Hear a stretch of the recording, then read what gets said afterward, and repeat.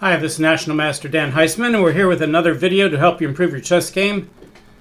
We haven't gone over one of my old games for a while, so I thought we'd do that. One of my first chess books was Reinfeld's book, I think it was Reinfeld, on Keres's best games, Paul Keres. And Paul Keres has a really entertaining style. And I've kind of said that Paul Keres and Boris Spassky, those are two of the players that I think my style was closest to. And, probably not by coincidence, since I like the way that they play. And I'm not the kind of unbalanced player that a Shirov is or something like that, but I do like to play, dynamic, aggressive chess.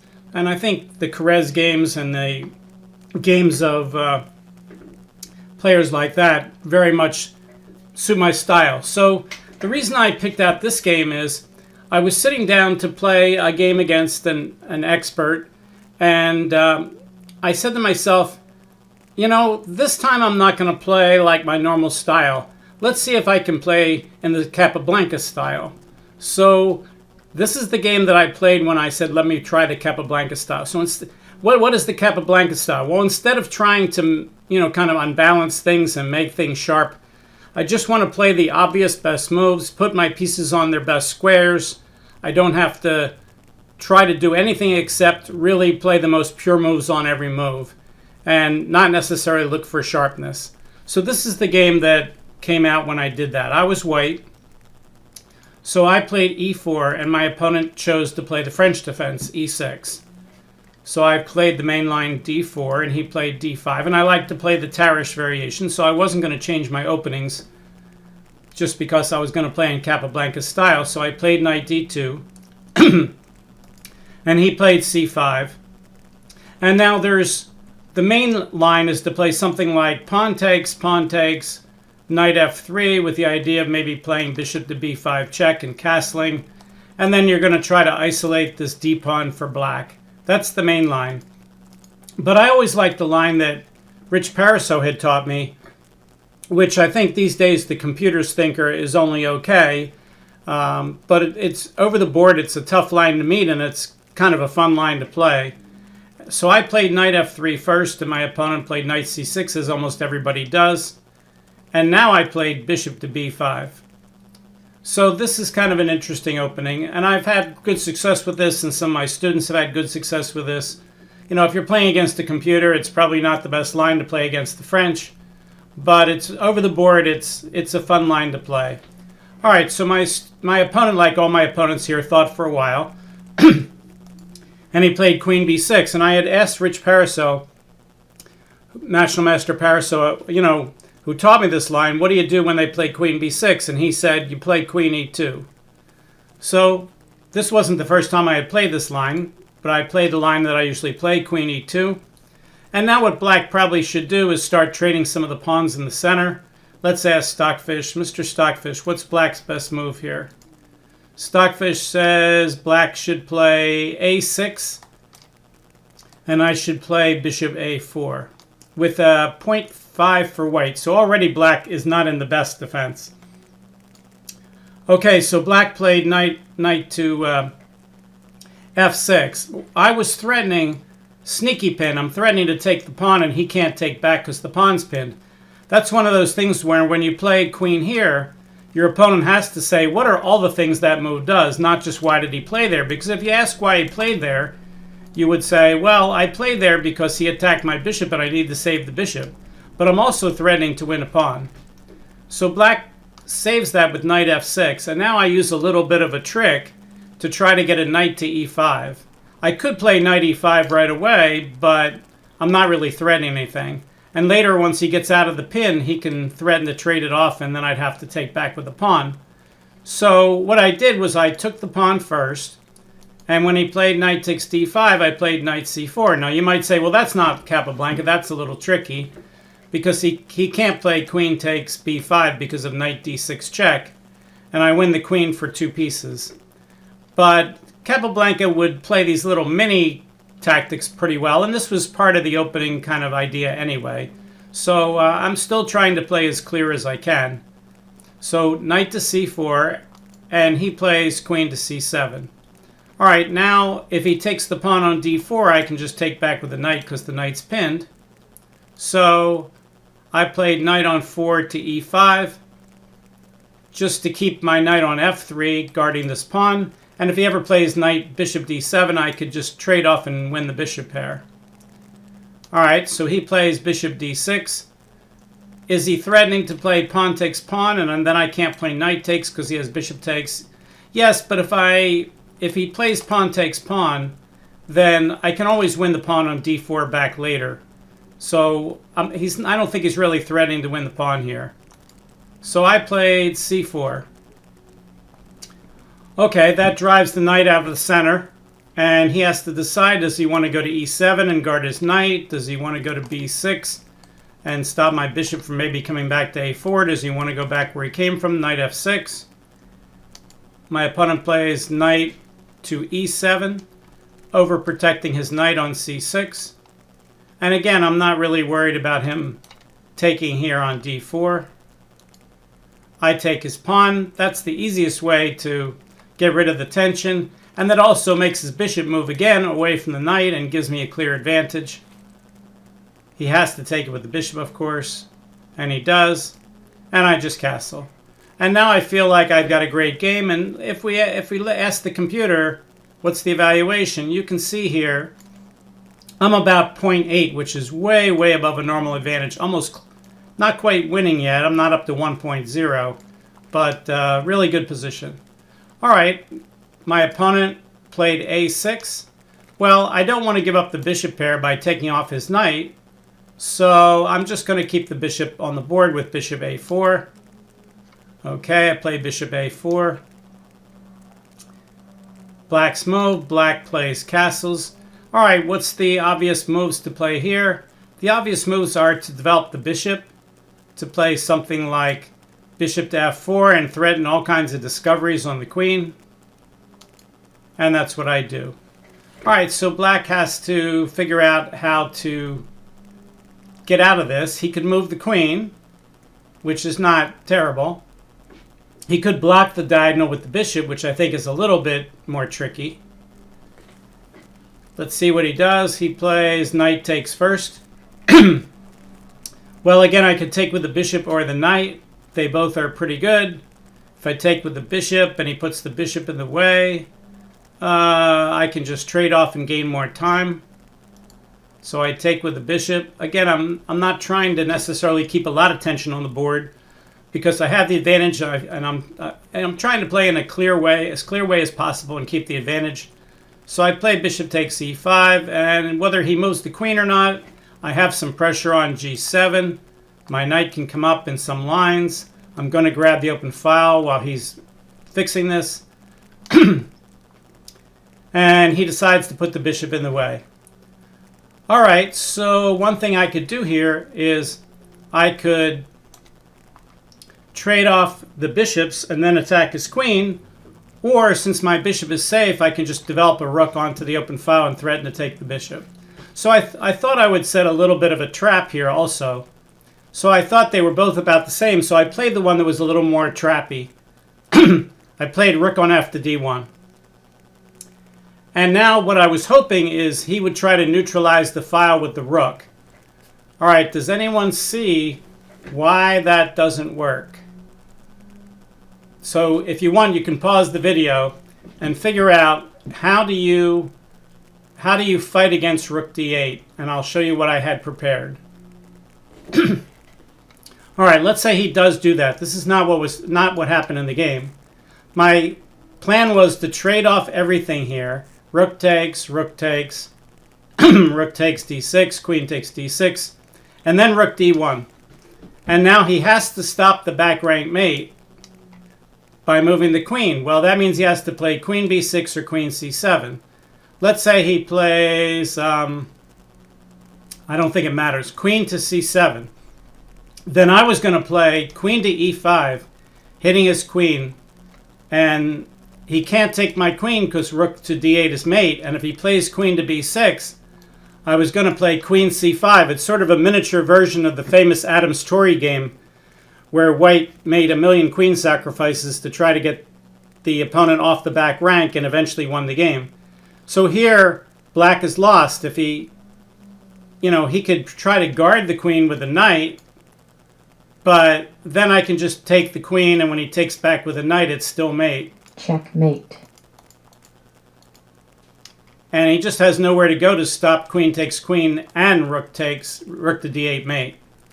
Let's look at the other line. Suppose he plays, instead of queen to c7, suppose he had played queen to b6. Then I prepared queen to e3. Same kind of idea. And now he could go to a5 or he could go to c7. And I have the same kind of thing in mind. Queen to a5, queen to c5. Hitting the queen, deflecting it off the back rank. He could take my queen, he can take my bishop. It doesn't matter, it's all checkmate. So this is what I kind of hoped he would play, because you don't get a chance to do this very often, if at all. Unfortunately, that's not what happened. In the game, my opponent did not play rook to d8 on the 16th move. He just took my bishop. Okay, well, I have the lead in development, and I have the better pieces, so even though trading queens would give me a good endgame, keeping the queens on the board is even more to my advantage. So I took with a knight. Let's ask the computer what the difference is. All right, Mr. Stockfish, what's the difference between taking with the queen and taking with knight? Well, the computer also says if I take with the queen, I'm sacrificing my pawn on c4. Queen takes c5, queen takes c4, which is more complicated. So Stockfish says taking with the knight is clearly better, and it's also simpler because I'm guarding the pawn on c4 twice. So that's what I did. I played knight takes e5. All right, and now black needs a way to finish his development. He can't bring the bishop to d7. He could play rook to d8, but then he runs into that same kind of problems again with rook to d1, although this time I don't have the queen's square available, but it's still not very good. So he plays queen to a5, hitting my bishop. But now that the knight is guarding these squares, my bishop, and now that he's castled, my bishop's job is done. So I think I would start to take a look at the king side, where he has all his pieces on the other side of the board, and I want to aim to attack the king. So I played bishop to c2. And now there's ideas where I can, some lines play queen h5, or queen d3, or queen e4, or queen g4. Things I could do on the king side. So I have the advantage all over the board now.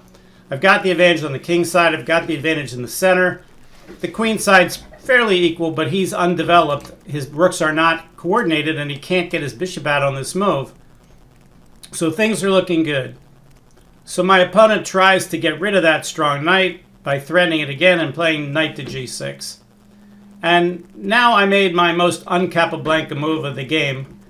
And I always regretted this move because, after the game and going over with the engine and doing this video, I know what Capablanca would play. I don't really have to think about it that hard.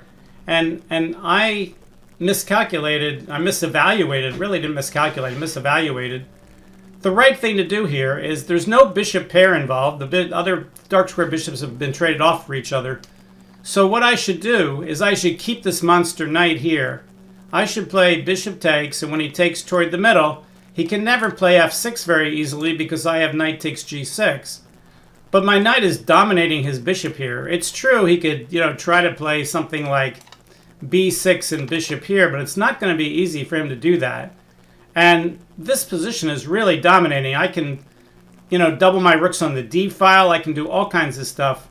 And that's what I should have played. Capablanca would have seen that in an instant. Dan didn't see it in an instant, and for some strange reason, I didn't play that move. Instead, I took with the knight, which is just not nearly as good. And, now, when I played the game, I was an expert, and now I'm a master. But I was probably, as good then as I was now. Just the ratings were a little lower in those days. So I don't really understand why I took with the knight. It just doesn't, you could argue, well, knights are, bishops are slightly better than knights or something like that. But that doesn't seem right. But here, I made my only un-Capablanca move of the game. I played knight takes g6. And you could see the evaluation drop here. Let's go up and show you. Top 2 moves, Mr. Stockfish. Look at the difference. This is unbelievable. Capablanca would never make. In fact, the second best move is not even knight takes knight. Well, now it is. Knight takes g6. But look at that difference. I'm winning either way. If you consider well above 1 to be winning, I'm at 1 point, well, right around 1.5 now with knight takes g6, down to 1.32. Now back to 1.5. But I'm 4.0 at bishop g6. This is a massive mistake for someone of my level to misevaluate how good the position is. Let's take a look at what Stockfish says should happen in the next few moves, just to show you. Let's look at bishop g6. We'll just look at the best move. So bishop g6, he's got to take toward the middle. Pawn takes here. Stockfish says I should get ready to double my rooks. He could attack my pawn. I can ignore his attack on my pawn. Well, that's true. The knight's guarding the pawn. Queen to e7, just trying to hold on. Queen to e3, I guess to block in the bishop forever. a5, so that if I play queen b6, I guess he can play rook a6. a4, now rook a6. He's having tremendous trouble getting his pieces out. Queen d2, tripling there. That's not Alyekin's gun. Alyekin's gun would have the queen behind the 2 rooks.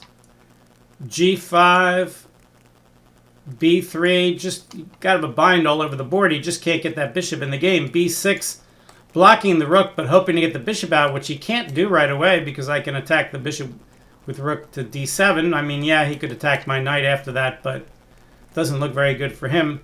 Now it gives me rook d8, f6, rook takes check. He can't take with the king because of the knight check, so he has to take with the queen. Knight hits the queen. Queen hits the knight. I pin the queen. He takes. I take check. He hits my knight. My knight checks again. He hits my rook, and I take the bishop. This is Stockfish playing the best moves for both sides for the next dozen moves after I misplayed it. All right, so back to the game. So I hate to say my un-Capablanca move was right here, but that's the way it goes, Dan. I'm not Capablanca. All right, so I take there. He takes toward the middle. And now I want to, again, do the same kind of things that I did in that line you just saw, except that my bishop's not nearly as good as my knight was in the Stockfish lines. All right, so I play rook d4, overprotecting the c-pawn, getting ready to double. I'm probably not even afraid he's going to take this pawn, but, you know, I'll worry about it when the time comes. He plays rook d8. I go, okay, good. I can just trade off now and grab the file. And he comes back and hits the pawn. And I play queen to d2. All right, so here sometimes I ask my students when I show them this game, why can't black take the pawn on c4? So if you want to treat this as a quiz, you can pause the video and look at queen takes c4. So queen takes c4, why can't he do that? All right, I'm assuming the people that paused their video are back. And if you didn't, well, then you want to hear the answer anyway. If queen takes c4, which my opponent wouldn't do, he's an expert, I would play check, he would play here, and now I would play rook here, hitting the queen and threatening a side rank mate. And there's no defense. He has to give up his queen to stop the mate. And I end up getting a queen for a rook and a pawn after he plays queen takes d4. Okay, so that's why he can't take the pawn. All right, back to the game. So in the game, my opponent played f5, realizing that if I'm going to check, he wants to get his king toward the middle.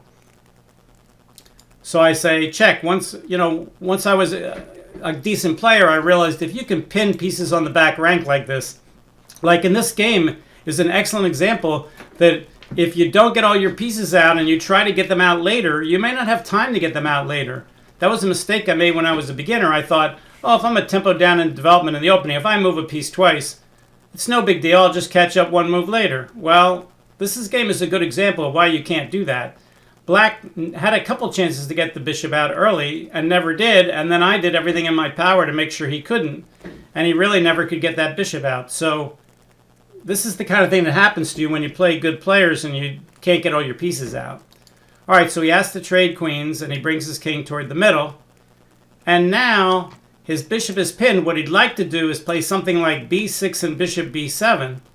But he can't do that right away because if he plays b6 and bishop b7, I have rook checks. So he has to move his king over and attack the rook first.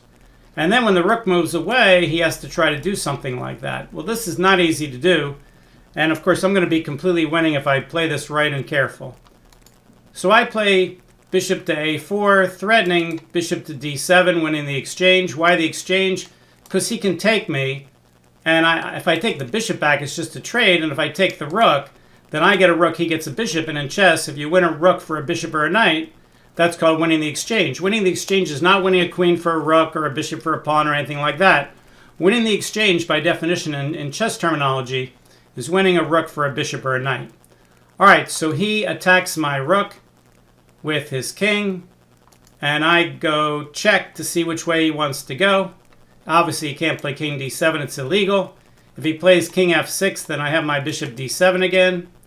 So he plays king to d6, trying to keep my bishop out of this square. Okay, so what I did was I played check, and now he's between a rock and a hard place. If he plays king back, then I've got all these squares covered, and when he plays back, I could just play rook to g8, and then I win like 2 or 3 pawns while he's trying to untangle his pieces. But if he takes the pawn, then I win the exchange. Well, he realized it's better to lose the exchange and get a pawn than it is to lose a bunch of pawns and get all tied up. So he took the pawn. He played king takes c5. I assume Stockfish says they both lose, but that's the best move. Stockfish says it's close. They both lose. King e5, king takes c5. They're all about +7, whether he takes it or not. So it turns out it's not critical whether he takes it, but of course when you're playing a game you don't know that. So I played c5 check. This is a deflection, removal of the guard deflection. He decides to take. I played bishop d7, and of course he's got a choice between losing the exchange or losing a piece. Well, if you have a choice, for instance, if he plays king here, I will just play rook takes, hitting his rook, and if he plays rook takes and I play king bishop takes, he can't play king here because I'll get out. But there's nothing he can do. He can't trap my bishop in this situation because he can't guard this pawn and hit my bishop at the same time. So I would be up a piece and I would be winning rather easily. So if we go back to the game, he decides to just take the bishop and lose the exchange. And now he plays e5. All right, at this point, I pretty much envisioned the whole rest of the game. I came up with my plan. I counted the tempos. And I'll give you that as kind of another puzzle. If you'd like, pause the video and see if you can figure out what's White's plan. I think in this position, I probably looked ahead about maybe 8 or 9 moves. Normally, you wouldn't look that far ahead, but it's all forced here if I do the right things. Well, all right, so let me assume that you've come back from the pause. What he's threatening here is to play bishop here and attack my pawn and keep my rook off of this square. So I need to go rook there right away before he does it. But then he can double attack me and get a 2-on-1 majority while I'm winning these pawns. So what I had to do was count what happens if I push the h pawn and he tries to stop me. So here's what if we look at the game, it's exactly what I looked at. So I looked at rook g8 and I said he's going to play bishop e6. I said I'm going to play rook takes g7 and he's going to play bishop a2. And now I'm going to play rook here. And now I'm threatening in 5 moves to get a queen. How's he going to stop me? And what I thought he might do here is play like bishop to b1 and f4. That was my thought for him. It's way too slow for his king to come up and try to win that pawn. And besides, they can always check him and stop him from winning the pawn. So he's got to stop my h-pawn. So he plays a5 first. It doesn't really matter the move order that much. He's going to try to queen his pawns against me. And I play h4. And he's like, uh-oh, let me stop that h-pawn. So he plays f4 to open the diagonal for his bishop. And I play h5. And he plays bishop b1. This is all according to plan. I didn't know exactly that he was going to play king here. But now I'm starting to calculate, what happens if he tries to win this pawn? Can his 2 connected passed pawns try to beat my rook while I'm trying to create another pawn? And I calculated that they could not. Let's take a look at the game. In the game, he's not really threatening to take the rook because I can capture back and get a queen. But the problem is I'm not threatening to push the pawn because then he will take the rook and win the game. So I need to move the rook, not to save the rook. I need to move the rook so I can push the pawn. So I play rook there, which has a double idea. I'm going to not only capture the bishop when the pawn gets to the white square, but I'm also threatening to take this pawn while I'm at it, and then he won't even have a majority to create a passed pawn against me. So he pushes the pawn so I can't take it. And I push, and again I calculate what happens if his king comes up here and gets this pawn while I'm winning here. I'm counting the number of moves to make sure. So every move here is being played fairly slowly, even though it's not super hard. So he pushes one of the pawns. He wants to get his king up here and get a potential queen. I push the pawn. He has to sack the bishop. And now he pushes that pawn. Let's look what happened if he would play king here. If he plays king there, I'm going to play rook here. And if he plays king up, I can take the pawn with check, guarding my pawn. And that just doesn't work. Now he's stuck. If he starts bringing his king back, I'll play g4. And whether he plays en passant or not, my g-pawn's going to score a touchdown here. It's a potential passed pawn. So he can't play king to b4. It's hopeless against rook to b7. That's why he played pawn to b4 first. So now I want this pawn to run as fast as possible. I play g4. I'm not worried that his king's going to come back, because if his king comes back, I'll win all his pawns on this side of the board, and he won't get a passed pawn. So he's between a rock and a hard place. He can't stop my g-pawn, and he can't really get a queen either. So the game's going to be over soon. He takes en passant. That means it'll take me an extra tempo to get a queen, but it doesn't matter. Meanwhile, this pawn is no threat. He could go all the way down to e2, and all I have to do is play king f2 unless his king's already up here. So he plays a3. You know, he could play king here and king here if he wanted. I'm still winning this rather easily. He plays a3. Let's trade off the pawns and isolate his pawn. I take his pawn, and he resigns, because if he takes the pawn, I'm going to play g4. And if he plays a2, I'm going to play rook here. And let's say he plays king to d4. Well, I can just take the pawn. But what else could he do? I guess he could have played king up first. But I can just push the pawn. And then if he pushes the pawn, I play rook here. He moves his king up. I push the pawn. He moves his king up again. I push the pawn. He finally gets a queen. He's way, way, way too far behind. King takes. I get a queen. And the rest is history. So when I played pawn takes pawn, you know, if he pushes the pawn past it, I can still get my rook behind it. So he resigned when I played pawn takes pawn. Mr. Stockfish, how big a lead did I have when he resigned? Stockfish says he's staying plus 60. Usually if he says plus 60, that means he's going to start saying, you know, mate in 20 or something. All right, now I'm up 152. Now we got mate in 48. But that's usually going to come way down real fast.